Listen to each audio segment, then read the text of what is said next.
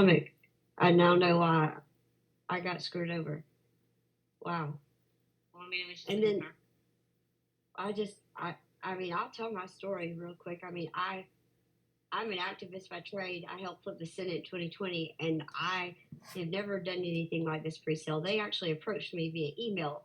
Ticketmaster did and asked me if I wanted to join the verified fan Taylor Swift pre-sale, and I did. And I was like, I'm not gonna get it. I was living in St. Louis, Missouri at the time.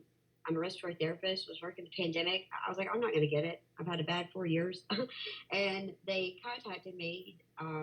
The day, they said if you qualify, and I got the email. I was ironically working the largest ballroom competition. Um, that's how I have a. I don't know her personally, but one of the ballroom judges that I work with went to high school with Senator Amy Kay. And so for years, I have tagged this woman since 2020 over flipping the Senate. I got angry when I got COVID and I was not an RT working. So that's what made me my activist brain work. But I didn't know about the lawsuit in the beginning. So anyway, I get the email. I go in the queue. I do everything like I'm supposed to. I get right in. Queue starts to go, and it stops. And it was going on for, I think it was almost 6 hours. It was frozen. I was at this ballroom competition as a paid worker. Um, I didn't realize this was going to happen. I'm freaking out, and everybody's kind of trying to help me so I don't get in trouble and lose my job because I work it every year. And so I had dancers babysitting my phone. I unlocked it, and I had different dancers that would watch my phone while I was working in my shifts to see when this queue would finally unlock. And when it finally unlocked, I got in, and I had already kind of placed an idea of where I just wanted to go for the experience. I've always loved Taylor Swift. I'm a 43-year-old woman. I was not looking for like the front row seats. I just wanted like a good view, and I wanted to be there for the experience. Her music has gotten me through a lot in life, and that's why I wanted to go. And so I chose a certain seat, and I clicked it, and it told me I didn't have a Ticketmaster account. And I have been a Ticketmaster member since 2012, as the app is open right there saying that. I'd even contacted them prior to make sure that I could use an iPhone because I knew I'd be at this ballroom competition. I got the code, everything worked perfect for me. And as I was trying to check out, I did it 15 times. But the first thing, every time I tried, it would say, you did not have, check your Ticketmaster account, error, no Ticketmaster account, no Ticketmaster account. And I'm seeing this and it's saying, and I've been a member since 2012. Pardon my language, it was fucked up. And I was like, something's not right.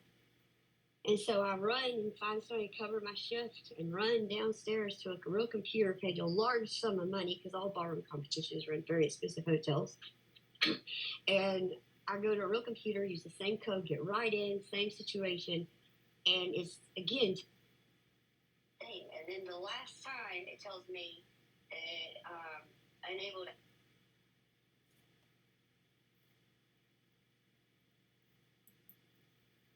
I learned that the Capital One pre-sale had been pushed back to the next day because of the whole fiasco from that day. When I did the Capital One pre-sale the very next day, I noticed that I was able to get in just again like fine, but it was like what they spoke about on the thing, where another person bought you out, another person bought you out, another person bought you out, and I got really angry and I got on Twitter, and I made a many few videos about my experience with this pre-sale, and I happened to tag Senator Amy Kay, and that's the only person I knew to tag from doing the Senate, and then just was angry and just tagging people and things. And somebody wrote in and said, there's a lawsuit. And I contacted Jennifer and told her my story, and she said, please join. And, since then, all I've seen is just constant things on TikTok, and, I would just post them on mainly Twitter, like I did when my activism work with the Senate. I figured if we could flip the Senate, then the people somehow could change this situation. And so I didn't know what to say or do, so I just would make videos, or I would just take TikToks and record them and put them on. But I got started with it when I saw a girl in a wheelchair that talked about multiple shows she couldn't get to before this pre-sale thing to ever happen. And that's when I started to learn more about the insides of this company that's not on this documentary, about the things that they do that's greedy and wrong. And so I would see more and more non-ADA compliant things. I have my own disabilities. And I just started just putting it on there and on there and on there. And now we have two pieces of legislation that's going, one with the Senate, and Senate Judiciary Committee probably hates me. And then he's a Congressman Bill, I can't say his last name, it's from New Jersey. He represents you. He has one out as well in the House, and it's a separate one, and it's to actually, so call your people, your House, your senators. This is how this changed. They have to make a record of your phone calls, and then they will make note that that you're in favor of this. But his is different. His is to basically like not let secondary. Hold on, I'm going to make sure I'm reading what. But he contacted me, and I promised them that I would get this out. And it protects you from getting random fees added during checkout. I'm just reading the post that they sent me. Required ticket companies to provide choice of refund or replacement tickets, and it shuts down unauthorized secondary ticket sale scams. And it's called the Boss and Swift Act. The reason it's named that is obviously you saw the two people in the documentary. I don't really have much more to say. I think there's a lot more people that are more qualified to talk about this. I just wanted to tell you why I am in it, and it's not about fees or getting screwed over anymore. It's about doing the right thing. And my best friend has a son in a wheelchair, so I'm done talking. Thanks for letting me be a part of it. Thank you for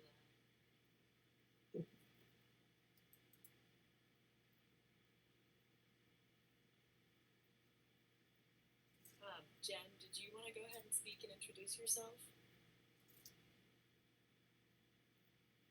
Which Jen are you talking to? We got two Jens on here.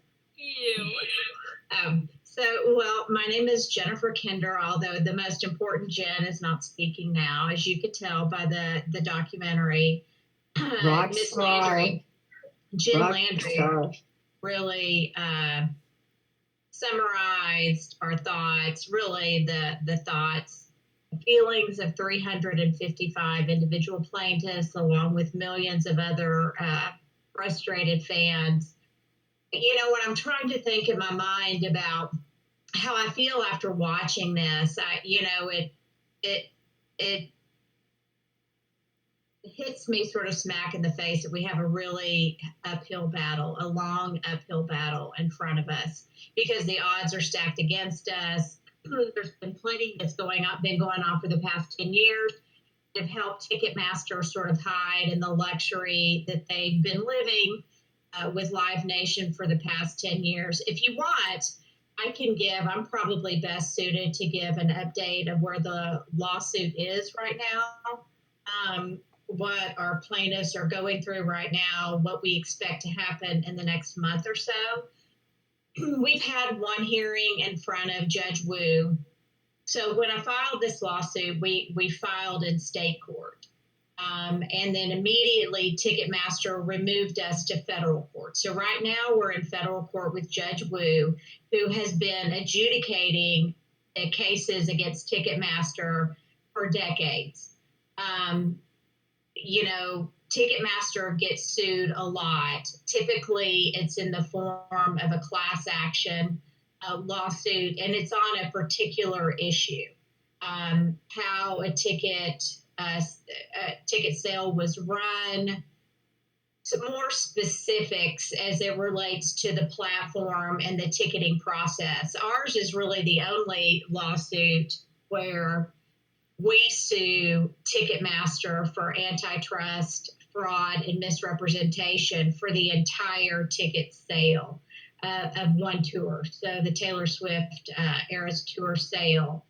So it's a lawsuit that's individual based on the entire ticketing process for that sale. It's had one hearing in front of Judge Wu. He didn't really rule in our favor. He allowed Ticketmaster to not produce all of the documents related to the Eras Tour sale.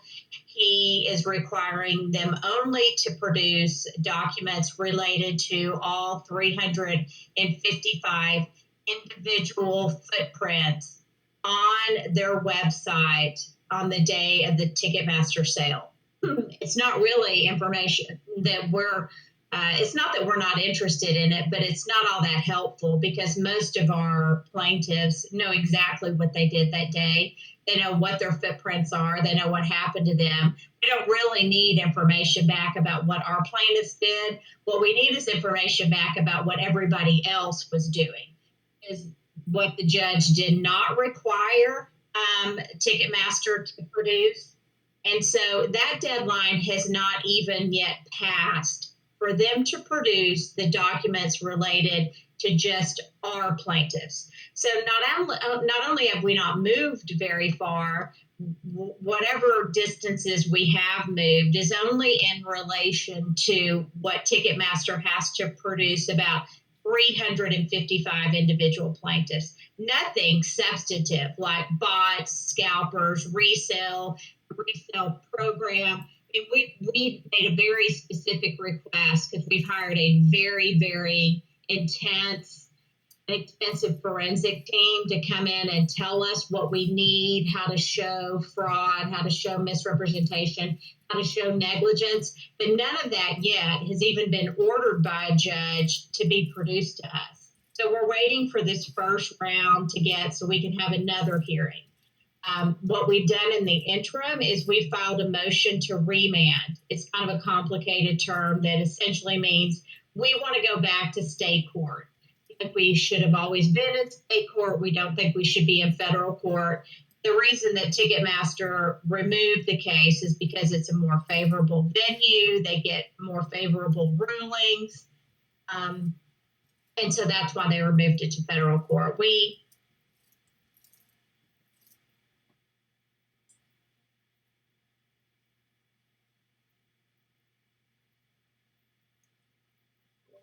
did she go? I'm not sure. Can y'all hear me?